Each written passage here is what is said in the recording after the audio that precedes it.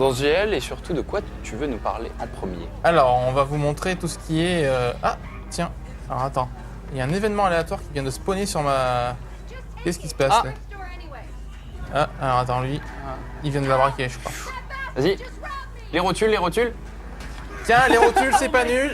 La cervelle, La cervelle, c'est nickel. Ah, il est pas mort. Il vient me tirer dessus. Oula! Dis Il donc. va se calmer le garçon. Ça va, non? Vas-y, recommence. Et ça va, oui? C'est un vieux en plus, non? J'en sais rien, mais Petit tiens, vieux, ouais. tiens. Oula. Bon, c'est bon ou pas, là? Bon, je pense que la promesse que tu as faite avec Asilas ne tient plus. Voilà, c'est bon. Voilà. Faut pas braquer les gens Tu peux comme ça. lui faire un check?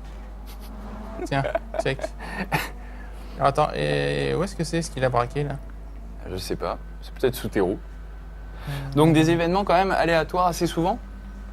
Ah, voilà, c'est ici. Et il avait pris un téléphone, je pense. 2000 $. Alors, assez souvent, oui et non, mais il y en a quelques-uns sur la map et ça contribue à ce que vous obteniez le statut de 100% de finition à la fin du jeu. D'accord. Donc voilà, vous pouvez les aider ou ne pas les aider, vous faites comme vous voulez. Ouais. Mais les événements reviennent à la manière, oh bah tiens, à la manière de Red Dead Redemption pour ceux qui ont fait le jeu. Donc oui, avant ça, j'allais vous parler un petit peu du côté technique du jeu. Le jeu est vraiment très joli, très varié. La map est bourrée de détails, mais dans tous les sens, les intérieurs aussi.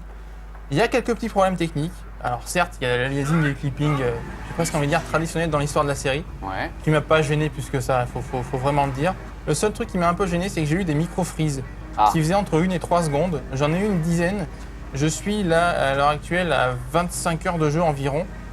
Donc une dizaine de micro-freezes en 25 heures, c'est pas non plus énorme, mais c'est vrai que quand ça intervient à l'intérieur d'une mission, c'est un peu pénible. Gênant. Donc effectivement, les consoles, enfin en tout cas la PS3 est poussée dans ses retranchements, parce que j'ai pas encore touché à la version 360 au moment où j'enregistre cette vidéo. Au niveau de la stabilité, est-ce que tu as des chutes de framerate? Bah c'est pas 60 FPS, hein. Ah oui, clairement. Tu t'en doutes bien, en tant qu'open world et GTA-like. Mais bon, moi personnellement je m'en fous un peu. Alors après, ça va pas forcément l'avis de tout le monde. Il y en a qui vont décortiquer le jeu dans les moindres détails pour voir les textures qui spawnent un peu tardivement, l'aliasing. Moi je m'en tape, franchement. Okay. Bon, tant que c'est pas plus gênant que ça. Dans GTA 4, vraiment ça scintillait dans tous les sens, c'était vraiment problématique. Ouais.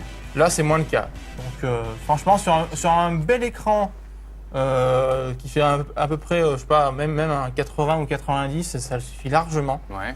Donc voilà, la technique est pas idéale, mais moi elle ne me gêne pas. Peut-être des temps de chargement aussi? Les temps de chargement sont un petit peu longs, même voire très longs parfois, que ce soit durant le switch de personnage ou lorsque tu charges une sauvegarde. Bon après c'est pareil, hein. Ça il y en a qui font avec, il y en a que ça dérange beaucoup. Quand tu joues à GTA normalement tu as le temps, théoriquement, puisque c'est vraiment un jeu où tu prends ton temps. Voilà. Qui joue pas une demi-heure quoi. Donc bon, c'est pas non plus gravissime. Je ferme pas les yeux dessus, c'est clair que si on n'avait pas de temps de chargement et de petits problèmes techniques, ce serait mieux. Formidable. Mais on en a, c'est pas pour ça que l'expérience est pourrie. D'accord. On va donc faire un petit casse de bijouterie, mon petit pan. Ah, là tu me fais plaisir. Et donc, pour voler ce magot, on va avoir deux possibilités. Et là, on voit le tableau que nous propose notre cerveau de l'équipe. D'accord. À chaque fois qu'on veut braquer une banque ou une bijouterie, sachant que ce sont des braquages qui sont dans l'histoire. On ne peut pas décider d'aller braquer une bijouterie ou une banque. Ce sont des missions scénarisées uniquement. Il y en a très peu. Il y en a 6 dans l'histoire. C'est pas beaucoup, sachant que Rockstar a beaucoup mis l'accent dessus. Je m'attendais à ce qu'il y en ait un peu plus, ou au moins des braquages manuels, entre guillemets. C'est pas le cas, mais ce sont des missions extrêmement bien soignées et qui souvent nécessitent une préparation énorme avant. D'accord. Acheter du matos, acheter une voiture spécifique, acheter des masques, acheter des combinaisons, potentiellement un sous-marin, un camion de pompier. Tu peux avoir besoin de plein de choses pour faire ton braquage. Tu as quand même plein de sous-missions qui permettent après de faire vraiment la mission de braquage. Exactement. Donc du coup, pour un gros braquage, il faut compter 5-6 missions environ. Donc c'est très long en termes de préparation. Tu as la possibilité de recruter des persos pour t'aider dans ta mission. C'est assez figé quand même. C'est-à-dire que tu n'as pas le choix du nombre que tu vas recruter. C'est-à-dire qu'on va te dire, tu as besoin d'un pirate, tu as besoin d'un pilote, tu as besoin d'un tireur. Tu auras peut-être besoin des 3 ou de 2 seulement, mais c'est pas toi qui choisis. Par contre, tu choisis le profil que tu veux recruter et tu recrutes soit un mec en gros qui est très bon mais qui va prendre une commission énorme sur la part du butin, soit un mec qui est beaucoup moins bon mais qui va prendre une commission moins importante. Mais dans ces cas-là, tu prends plus de risques au niveau du déroulement de la mission. Donc là, on veut braquer une bijouterie. 2 approches. 2 approches différentes. Bourrine, donc on rentre, on tue tout le monde et on se casse. Ouais. Ou plus subtile, celle que j'ai décidé d'utiliser, même si c'est pas forcément trop mon style en général, la subtilité. Bien sûr. Et donc effectivement, on peut recruter à ce moment-là les mecs qu'on souhaite. Donc là, on va prendre un chauffeur. Comme tu le vois, il a une conduite, un sang-froid et un choix de véhicule assez développé. Et mais il prend il prend 14%. Et si je veux, je peux avoir un mec qui prend que 8. Mais qui est nul. Mais qui est moins bon. Étant donné que je pense que je vais souvent conduire, on va prendre un mec qui coûte moins cher. D'accord. Choix de véhicule, ça correspond à quoi? Parce que... Je sais pas. Franchement, ça, je sais pas ce que c'est à mon avis. Je Parce pense que c'est lui qui te le propose ou c'est... Je sais pas. C'est peut-être sa capacité à conduire des... Non, à mon avis, c'est en gros la voiture qu'il va utiliser, peut-être. Ok. Je sais pas. Allez, on va prendre un bon braqueur. Gustavo Morta. Voilà, comme ça, lui, si jamais il y a des flics qui se ramènent, il pourra leur tirer dessus. Ouais. Et un pirate qui, lui, va être chargé de désactiver les systèmes de surveillance et ce genre de choses. Ok. Donc là aussi, on va pas lésiner sur les moyens et on va prendre la demoiselle. C'est bien, ça fait des... Je respecte les quotas. Exactement. Très très bon. Un black, Voilà. enfin un black, non, Karim Den, je sais pas trop. Bon, il est un peu black. Une nana et un homme. Voilà, Écoute, c'est génial. Gustavo Moya en plus, c'est un Ah oui, Mexicain. oui, voilà. Donc allez hop, c'est parti, on confirme. Et donc on va aller... Donc tu fais l'approche subtile, quoi. Voilà, Ok. on va tenter l'approche subtile. C'est bien, ça te ressemble bien, quoi. Je me rappelle de Payday, c'était très subtil aussi. Par exemple. Et donc là, ça va consister à, si je me rappelle bien la mission, parce que je l'ai faite il y a très longtemps. Enfin, très longtemps. J'ai le jeu que depuis quelques jours, mais j'ai joué 30 heures déjà. Donc, à diffuser du gaz pour paralyser tout le... Comment on appelle ça? Les gens qui travaillent. Le personnel. Le personnel, merci. Et les acheteurs potentiels aussi, s'il y en a dans la bijouterie. Pour pouvoir ensuite se saisir du butin facilement. C'est un des casques qu'on avait vu dans un trailer, non? C'est ça, où ils sont en tenue rouge avec des masques à gaz Oui, c'est ça. D'accord. Absolument. Donc, parfois, effectivement, on a un petit chargement parce que les casses se déroulent à des moments très précis Ouais. de la journée. Donc, on va passer la cinématique parce qu'on va peut-être pas faire non plus une gamine à la Voilà, rallonge. ouais. Et donc, c'est parti. Mon petit panta. Alors, est-ce que... Ouais, ça ressemble un peu à... Vous avez des tenues de quoi, là? De nettoyeur ou de... Je sais pas trop ce que c'est, en fait, ces tenues-là. Elles sont un peu bizarres. Je voulais faire un zoom, mais donc là, on va attendre qu'ils montent. Ils sont pas trop pressés, hein. Non, non, ça va, c'est tranquille. L'IA ressemble de près à celle de GTA 4. D'accord. Que ce soit les alliés ou les ennemis, c'est vraiment assez similaire. Ils sont efficaces, mais pas trop. Ouais, voilà. C'est-à-dire qu'il faut quand même être bon si tu veux vraiment réussir ton casse. Par exemple, lui, il a failli rentrer dans ta voiture avant de Oui, sans d'aller faire vers la attention, camionnette. effectivement. Heureusement que j'étais attentif. Et donc c'est parti. On se rend à la bijouterie. Sachant que ton but c'est de prendre un maximum de butin.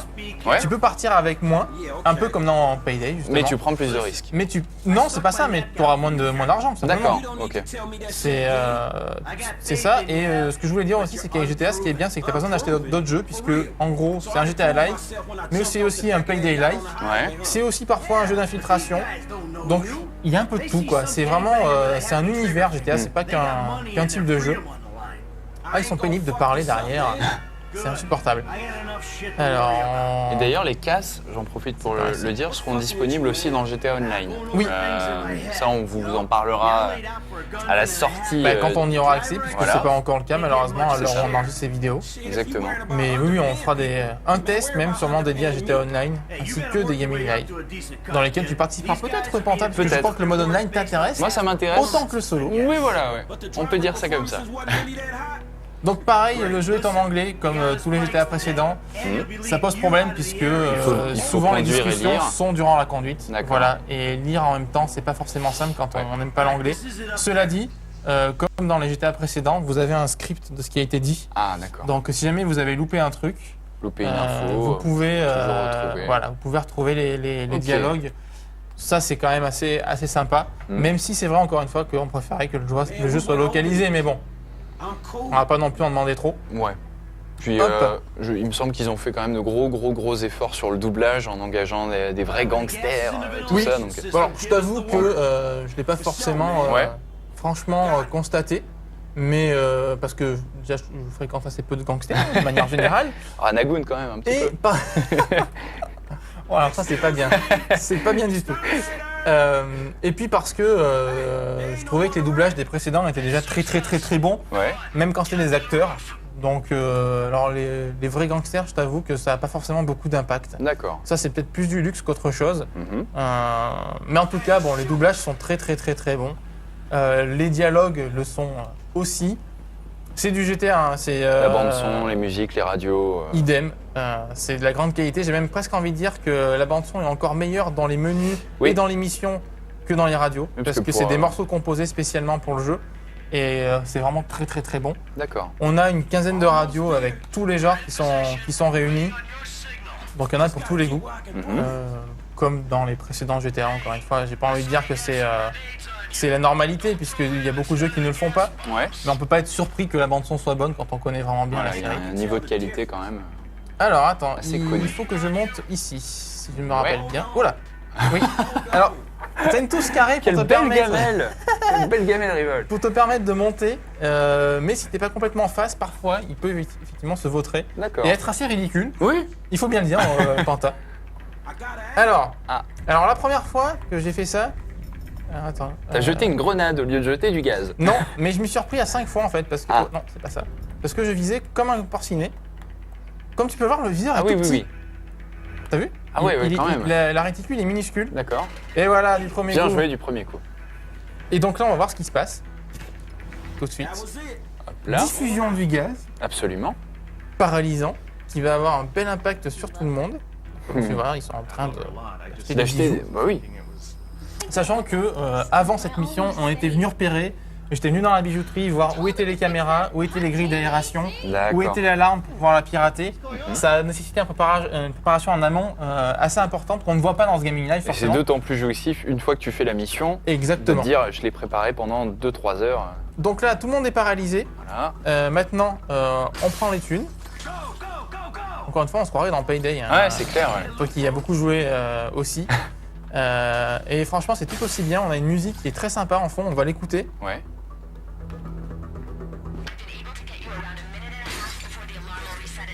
Toute la bande son est pensée autour des missions. C'est ça qui est vraiment bien. C'est que encore une fois, ça colle parfaitement. On se croirait dans un film. Hein. Ouais. On se croirait un peu dans Hit. Parfois. Et voilà. Alors des références à Hit, je t'avoue qu'il y en a un paquet dans GTA V. Il y en avait déjà dans le 4, avec le fameux braquage de la banque. Dont tout le monde se souvient, qui est une mission complètement mythique. Mémorable. Mais clairement, ils aiment beaucoup Hit, les développeurs de Rockstar. Et ils ont raison parce que c'est juste un putain de bon film. Et on le voit souvent dans le jeu. Bon, je dirais pas que c'est un hit qui dure 50 heures, mais on en est pas loin parfois. D'accord. Allez, on a tout pris, on va se casser. Oula! Et alors, comment se casser de manière classe? En moto. Avec l'alarme qui est déclenchée. Bon, lui, apparemment, il a l'air d'en avoir à peu près rien à foutre. Et donc, c'est parti. Excellent. Le but maintenant, c'est de fuir les flics qui vont arriver.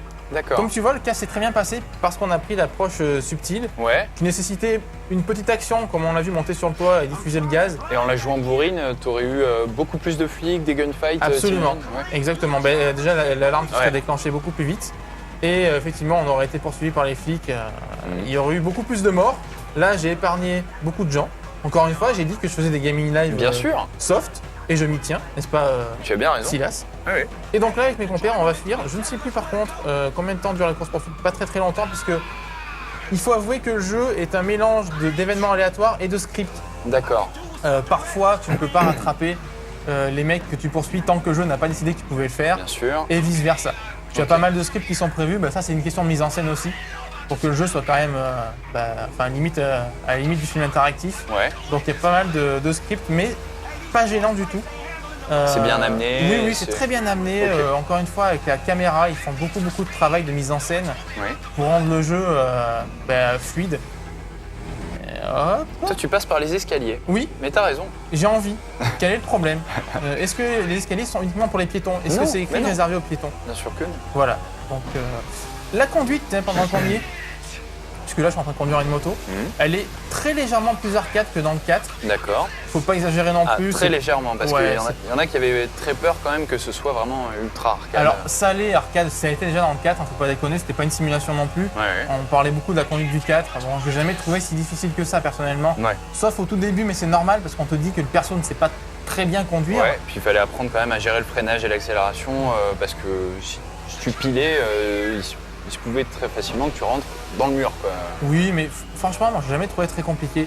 Alors, par contre, c'est vrai que dans le 5, par exemple, je te donne un exemple tout bête. Quand tu veux monter une colline, tu la montes beaucoup plus facilement que dans le 4. D'accord. Même si tu as une voiture qui est peu puissante, en général, tu arrives toujours à monter. Donc ça, c'est bon. Peut-être une physique moins lourde alors sur les véhicules. Ah, et là, tu vois, viens de switcher automatiquement. Oui, c'est un switch automatique puisque les switches ne sont pas toujours commandés par le joueur, mais parfois obligés, je vais envie de dire, par la mise en scène. Ok. Et franchement, ça rend pas mal. Ah oui, alors après, tu peux décider de switcher manuellement si tu le souhaites, ou de garder le switch tel quel. Alors est-ce que je peux switcher là? Non. Et là, du coup, tu fais un peu varier les gameplays, quoi. Tu passes d'une course-poursuite où tu es en moto, tu es ultra fragile, on te tire dessus et il faut faire attention, à tu joues un gros camion bien bourrin. Alors dans celle-ci, c'était un switch obligé et là, je ne peux pas switcher. D'accord. Donc, ah si, je peux switcher, regarde. Est-ce qu'on peut. Non, on peut pas switcher sur Franklin.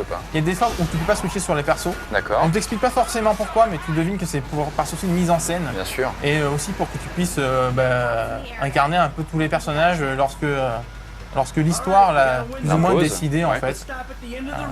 Moi ça me gêne pas, mais c'est vrai que parfois, à 2-3 moments dans des missions, on aimerait switcher, on ne peut pas le faire. D'accord. Souvent on peut le faire. Mais lorsque ça t'est imposé, ça t'est imposé de manière logique et justifiée. Ok. Donc voilà pour ce qui était de ce casse de la bijouterie. D'accord. Qui s'est bien terminé. Bah oui, moi je te félicite parce qu'au final, t'as fait le boulot, ça s'est bien passé, tout le monde rentre dans le camion. Et tout le monde est sain et sauf et on va rentrer au box tranquillement. Et vous allez pouvoir profiter de vos petits bijoux. Si je joue mal, je m'en excuse, c'est parce que parler à la fois, c'est pas forcément tu te débrouilles plutôt bien. Facile pour l'instant. Aussi bien que moi dans Grid 2, tu vois. C'est vrai. Ouais. Et c'est une référence, ah oui. Il faut bien le dire. Ouais.